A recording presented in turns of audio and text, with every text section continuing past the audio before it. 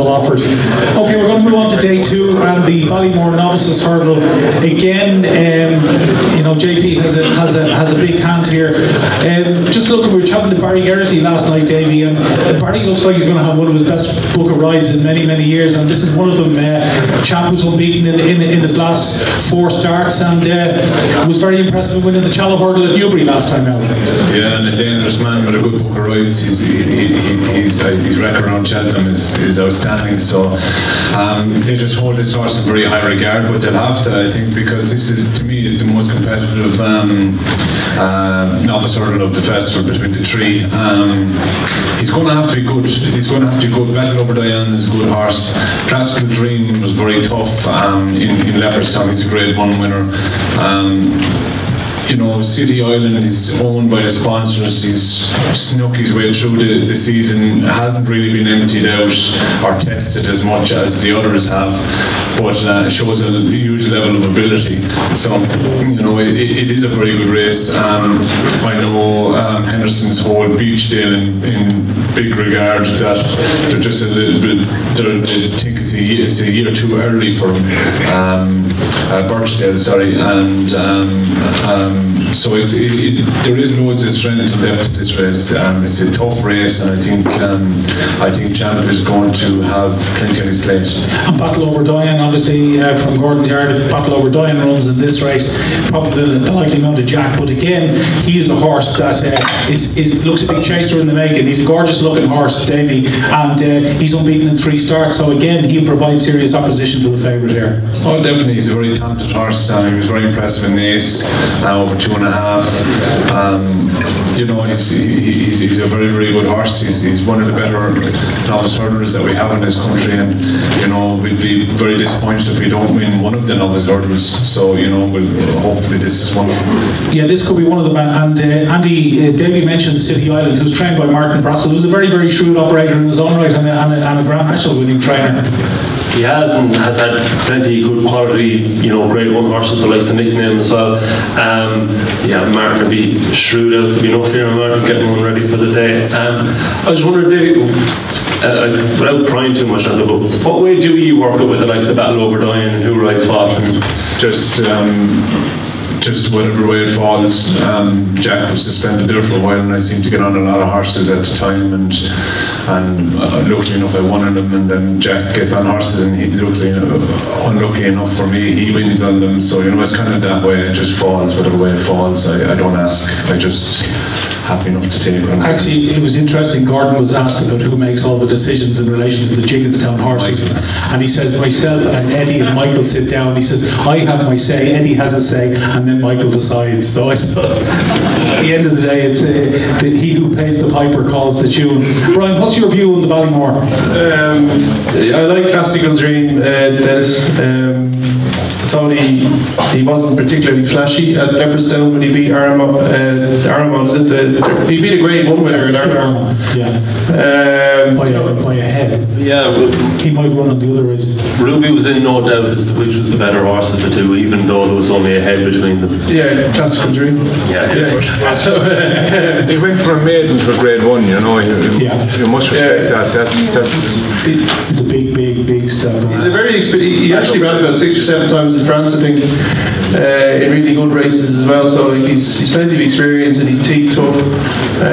He's not going to be as flashy as a Vautier or a Champagne Fever or one of these previous Willie novices, but he just could be the type to get the job done. The Battle Over Diane, he just reminds me a bit of another horse they had a couple of years ago, Death Duty, big kind of chasing type that just might be a bit found out in tight turns at Cheltenham.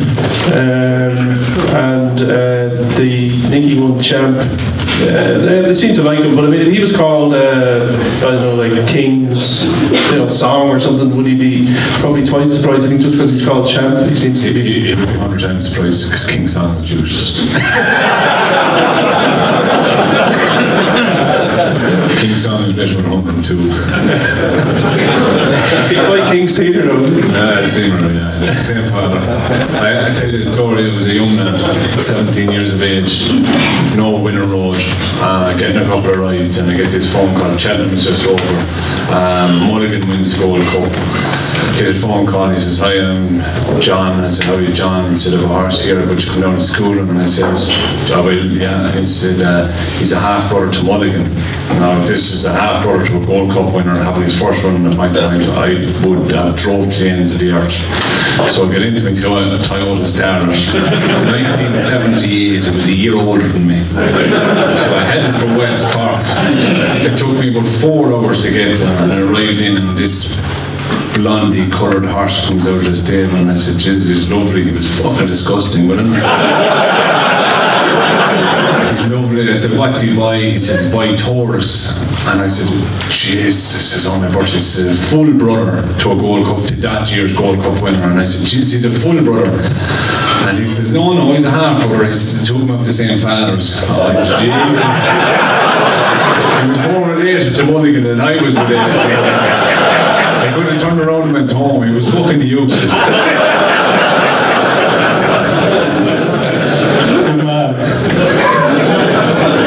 Eamon, just looking at the football results, Liverpool are 2-0 up against Watford. Thank God. Yeah. Brilliant. Yeah. And Spurs and City are only drawn at home to West Ham. Really? Yeah. Wow. Deep into the second half. And Chelsea are beating Spurs 1-0. Yeah. Do you know, Liverpool, it's important for them to bounce back after the way they played against United. How do you think it's all going to play out then? I don't know. Tonight was a big night for Liverpool. They need a win. Watford are a good side. They need to score goals again and win games with clean sheets.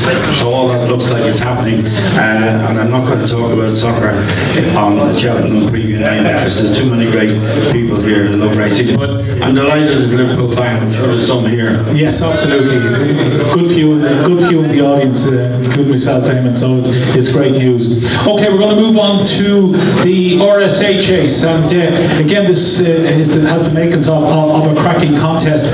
But Andy, just looking at the betting currently, we'll talk to Rob about that now in a second. Santini is currently 11-4 favourite, and Delta Work is 7-2. But based on what Delta Work has done in winning the Neville's Hotel and obviously prior to that winning the Drinmore, you would have to think that Delta Work looks a bit of value in the race. Yeah, I'd be a big Delta Work fan. I think the strength and depth is much more with Delta Work's form than Santini's, and Delta Work in his last appearance was beating Larichburg. Now I don't think Larichburg jumped maybe as well as he could that day, but still that is very strong form. Davey will tell you more about him. He's a Cheltenham Festival winner, good tough horse, by network, it's all there in the book. He really fabulous horse. I think he's got it all I definitely have a preference for him over Santini. Yeah, Davey, in terms of horses to look forward to riding at a Cheltenham Festival, Delta Work would certainly be up there. I mean, fabulous horse and doesn't want for goods. No, and again, I underestimated him so much. I didn't think he was anywhere capable of winning a per temps.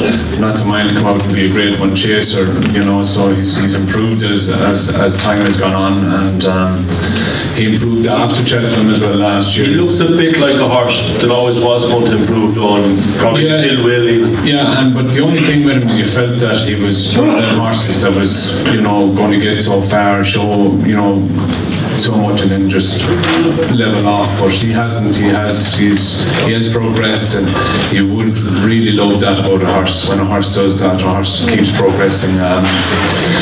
So look, I'm very more than surprised that he's gone as far as he's gone. Not to mind being up in the vying for favouritism for an RSA. It's a very, very good race. I wouldn't underestimate the race. His opponents are good. Santini, look, he ran very well at the festival last year. He's a very good horse. He's going to make a better chaser, and the horse is very dangerous. Top of the game, especially Ray Paul Nicholas' horse. They're running out of their skin. Very much so. So look, it's a hell of a good race, and I'm just surprised that Delta Work is as good as he is. Obviously he is. He's shown it's there, but he's just unimpressive in what he does. He'd be a really popular winner of the race, and as you mentioned, top of the game, has a bit of Cheltenham form. Rob was second in the Coral Cup last year. You might just give us a rundown on the betting, but again, it's probably likely that, particularly if Ireland has a good, day and a half, that the work could go off favour for the race. Yeah, I'd say it's pretty certain he'll go off favour. He's just one of those horses that everyone seems to be talking about, and the closer we get, I'd say he's going to be one of our best chances on day 2. To me, it's a race that's going to go up. Like Oaken Corral's going for the 4-miler, Champagne Classic's going to go for the 4-miler, and then you've got the likes of Chris's Dream and on the blind side who don't look good enough. And Santini has it all to prove. Like, he was well beaten in the Albert Park last year, but I'd say if we were back in Dale to work, I'd back from it sooner rather than later, because I'd be shocked if he didn't go off favourite. Sarah, it'll be interesting to see if Rachel Blackmore gets a few rides at the festival. I mean, it's extraordinary, what a season she's had. I mean, 80 odd winners, and few people would have ever thought that was actually going to be possible. And it's possible she rode Chris's Dream the last day, maybe she'll get the ride, maybe she won't. It'll be interesting to see how that goes. But like, she's on fire at the moment, isn't she? It'd be a popular winner if she was to get a win at the festival, and a Grade 1 in particular, because she's never won a Grade 1 before. Yeah, very much so, and it's great actually. The Jump Girls programme that's on TG Catter at the moment, I was watching it the other night. She's brilliant. Like, I love her. I've been following her career from the start, like, and I'd love to see her have a Cheltenham winner. She deserves it, and just because people put a lot of emphasis on it just because she's a woman, she's just as good as the lads. It makes no difference. Like, if she wins, it's not because she's a woman. She's just a good jockey like the rest of them.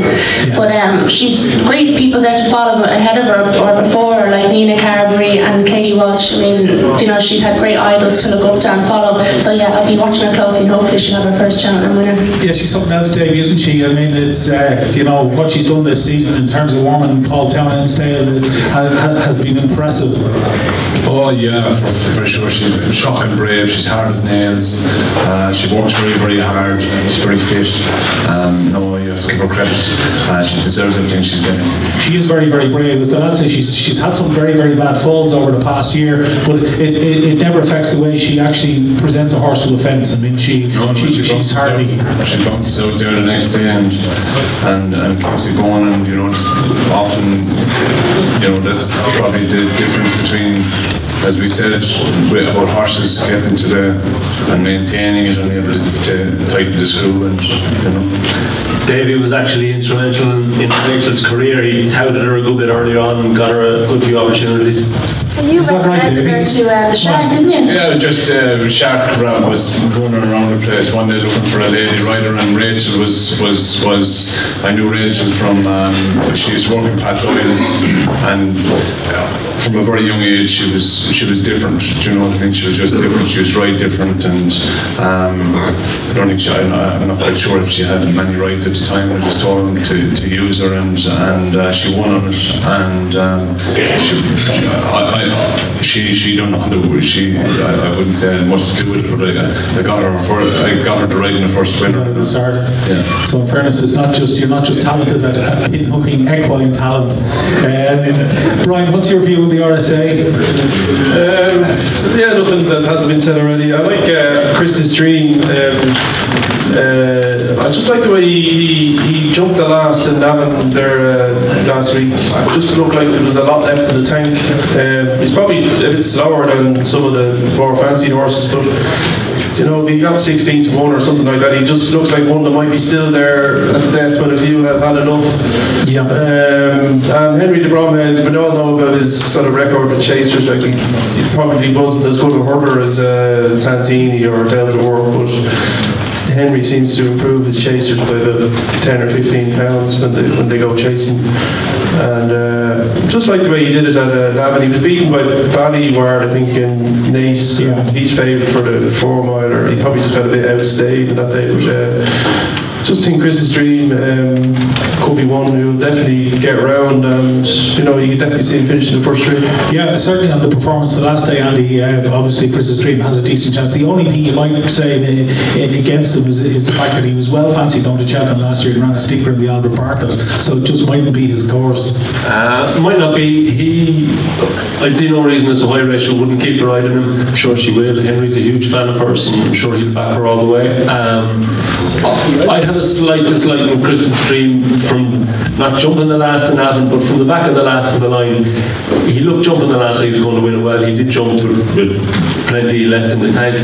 But he wandered around an awful lot up the hill in Navan, and if you wander around up the hill in Navan, you know, when you're facing into it's a fair old hill to wander around in Cheltenham. That's the thing, isn't it? I mean, people don't actually realise, I mean, not unless you're actually standing at the bottom of it looking up. It's a bit like Galway, you don't actually realise that it is such a steep decline, and it really, really is. And for a horse that's coming there tired, I mean, to face that, I mean, is a real grueler. It can be, and it can be a bit intimidating as well, like when people turn into a crowd of whatever 50,000 people there are, or I don't know, maybe it's not that much, but you know what you're running into. But most horses will never have experienced something like that before, and it can be quite daunting for a few. It can, and that's a point, Davey. I mean, a lot of horses at the festival are buzzed up even before they go out to race. I mean, the big crowds, the atmosphere there, it fries their brains, doesn't it, some of them? It does, and you know, it's a huge part of the game, and it's a huge part of the track. They have to take all this in before the race, and then go out and run a race, and then they also have to take it in after the race. You know, so it's again, it's a mental thing with the animal, and it all has to be taken on board from what you're seeing all through the year with horses that are, you know, on the verge of boiling over. If they're on the verge of boiling over in Turles, they're going to be in an awful state walking down the chute in Cheltenham, do you know what I mean? So, you know, and then you can often find in Cheltenham like that by the time you've got to the start, because for some reason in England still you must canter past the judge to go to the start, if you understand what I'm saying. So you must pass the judges. It doesn't happen in Ireland. So we have to, in a 2-mile race, you have to go to the top of the hill, to turn around, come back down, and back all the ways back up to the 2-mile start. So they're after galloping a mile at least before they get to the start. And then by the time they've galloped their first mile of the race, if they're overcooking themselves for them 2 miles, we'll call them, and they still have another mile to go in a 2-mile race, that's where it takes its toll, you know. It takes its toll on the horses, and it takes its toll on the humans. There's that great story about the 2 Irish guys in the bar in New York in the late 60s, and they were in bits, and the barman says to them, lads, he says, you look terrible. He says, where have you been? He says, we've been to Nam. He says, you've been to Vietnam? He goes, no, Cheltenham. Anyway, on to the Queen Mother Champion Chase. Rob, Altior, 2 to 5, discuss. Hard to beat, isn't he? Yeah, I don't think there's much to discuss. Bar accidents, he wins, and I'd say we have a very, very small field. Yeah, it looks an empty kick, doesn't it, Brian? Yeah, it does, but I mean, Willie, as Willie said there during the day, like, you never be afraid of one, and you can be sure that he'll fire a few darts. And I wouldn't be at all surprised if he ran both of them in this min and footpad,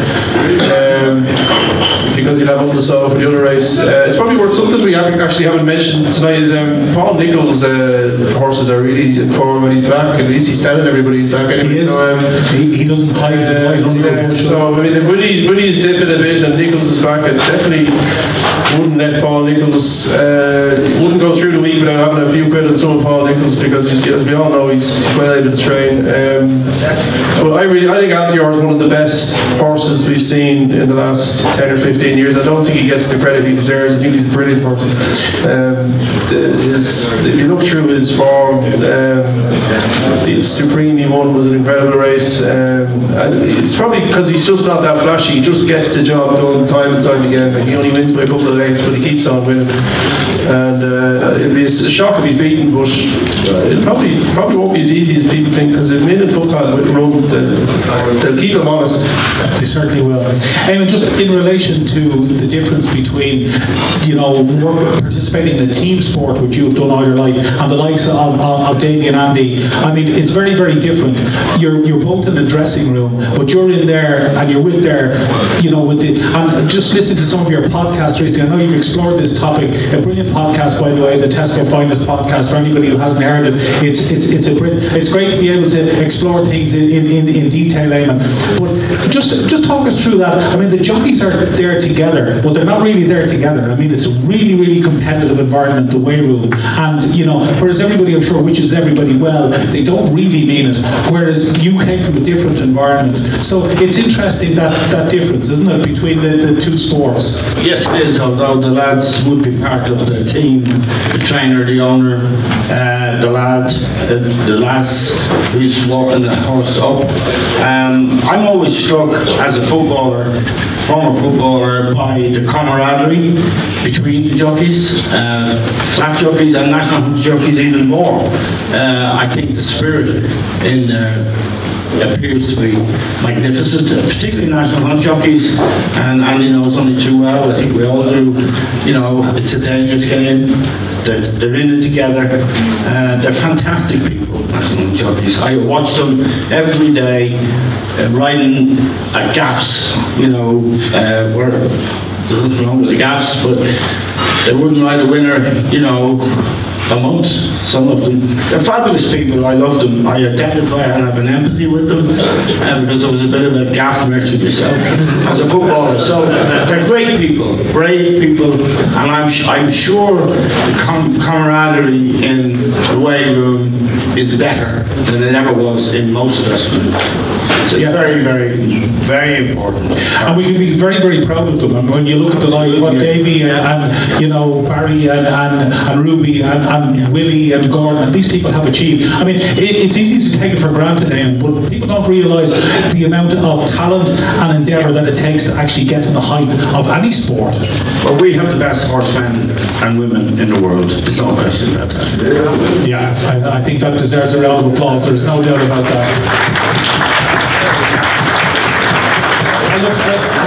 I think there's no point really discussing the champion chase in any more great detail. I mean, Alti, you're winner of 16 starts, Andy. Have you anything to spoil the party? Well, I'll tell you a little bit of a story about it. About, I don't know, 3 years ago, was it, or 2 years ago, Duvan was going at a similar price to Alti here. So a fella who's a tenth of a horse with me was in Cheltenham and he decided to take on Duvan. He did the place pot. So the whole place had Duvan as their banker in the place pot. And my man won 17 grand for his place pot. Nice. So one man's meat is another man's poison. There's no doubt. So his big one for this week is he's going to take on. He's going to take on Altior. Who was the last jockey to get beaten in Altior? Oh, Kate Harrington, yeah, beaten in the bumper in Punchestown. Nicky Henderson reminds her of it on a regular basis, I believe. Okay, speaking of bumpers, we're going to have a quick word on the bumper, and as soon as we've had our chat on the bumper, we give you details of our raffle, and then we take a break for about 5 minutes, yeah? 5 minute break. The lads are going to sell some tickets. As we know, tonight is for a fantastic charity. It's for Pieta House, for, it's a suicide charity, and it's definitely one of the better charities. There's no doubt about it. They do absolutely stellar work, and the lads have been raising funds for them here for a number of years, and thanks to your support, we've raised quite a lot, and hopefully we'll do so again this evening. So don't be afraid to dig deep for the raffle. But before we do, a quick word on the bumper. And Davey, what's the word from Gordon's? I mean, obviously Malone Road is not going to run in the race, but Envoy Allen in the Cheveley Park colours, and they've had some terrific success with their horses. Obviously Envoy Allen, many people will regard this as one of the bankers of the week, but Blue Sari is a significant opponent. Yeah, I suppose if you had to go back 10 or 12 years, you'd say Envoy Allen was the biggest certainty ever to walk. He would be the Irish banker going over there. In the past number of years, the bumper has changed a little bit, more emphasis on speed and maybe different type of horses winning the bumper. He's a real big, square, old-fashioned chaser that gallops hard. So whether he has enough pace for a bumper over there, it's the only question around. But he's a very talented horse that's going to go a long way once he keeps the wheels on the wagon. I think he runs Abracadabras, and there's a third one there. Oh yeah, the horse going in Navan, I'm told is going as well. I love a horse called Ask for Glory. I'd love to find out what price. Yeah, Paul Nichols' horse, 14 torn. I would definitely keep him on side. I was there when he won his point to point, and I saw him win in Chepstow. Very, very, very talented horse, and I really liked the horse that won the other day of Harry Fry's, he's by this he's by Mount Nelson, and no, that's the horse that won in Foss last. It's the horse that won last week. Get in the queue. Get in the queue. That's the horse I was very impressed by, man. I spoke to Noel Fehely this morning, and he said that they didn't think a whole lot of him at home, very green and backward, and he was the same when he ran first, and he said the steps he's made since have been huge, and he's made steps since his last run, but he has an alternative engagement that he could run in a sales race, whether it was to Cheltenham or not, I'm not quite sure, but Harry Fry is one of the English trainers that has a couple of nice bumper horses, and he's one of the nicest. So he's also owned by the Roonies, who well, that answers did a bit of a U-turn. That answers that question, doesn't it? He won't be running. No, they changed their mind. They've changed their mind. They're running. There have been other runners, about 7 of them. Oh, they're brilliant people. I keep on this. Did you look at that job as well? I asked. No, he'll get in the queue. Very good horse. I wouldn't dismiss him rightly at all. Yeah, Rob, it's interesting. The bumper was one of the principal betting races of the festival for a number of years from an Irish perspective, but a few huge prize winners over the years has kind of, I suppose, taken a little bit of the gloss off it from a betting perspective, hasn't it? Yeah, like it's been a two-horse book pretty much since Christmas, Envoy Allen and Blue Sari. The entries come out today when he's only got 2 in it. I doubt that Mount Leinster will run. Just before I left, I had a quick look, and there was a good few quid for Joseph's horse, who was second to Envoy Allen at Leverson, the Michael Tabor horse. He's by Refinement 20s, sorry, out of Refinement, yeah. And there was a few bets in the Kilkenny shop, which wouldn't be too far from Hilltown, so I can say. What's the name again? It's Meticulous or something. Yeah, Meticulous. Yeah, it's 20 to 1. It's had 4 runs. It was second at Leopardstown. It was beaten by Esquire. By Coolmore. It was beaten by Envoy Allen. By just over a length. At his 20s, and there was 5 different, €50 each way bets in Kilkenny just before dinner time. So I'd say he runs. That's music to your ears, Eamon. That's the kind of information you were looking for all night. We finally got there, Eamon. We finally got there. Brian, what's your view on the bumper? I mean, obviously, Envoy Allen has been the talking horse for a long time, but I was talking to Barry mentioned Blue Sari last night as a potentially. I was in Gorman the day Blue Sari won. He came up the home straight like a 5 furlong sprinter. Now I don't know whether they went much of a gallop early on in the race, but he absolutely flew on. And JP obviously has impressed because he has subsequently bowled him. Willie did seem a bit downbeat on his chances in the bumper now last week, I thought. I think the horse that Blue Sari beat has been subsequently beaten in a race, so that would worry you. I think Rob's information it's good. has changed everybody's mind on this race. Yeah, certainly 14 to 1 currently, Rob, is it ridiculous? 20s, yeah. 20s, even better. There you go, you can have a word with Rob after the preview this evening. Sarah, you were saying you could take in up to 1,000 dockets on a race. I mean, that's serious action, like in a 10-minute window up to a race. And the great thing about it is, I mean, it's not as though you'd be sticking your neck out. I mean, it's all tabulated to make a profit, isn't it? The bookies aren't like they used to be. A lot of them would be going there, they'd be going there taking a big chance. It doesn't happen like that anymore. And you can lay off in the exchanges as well, can't you?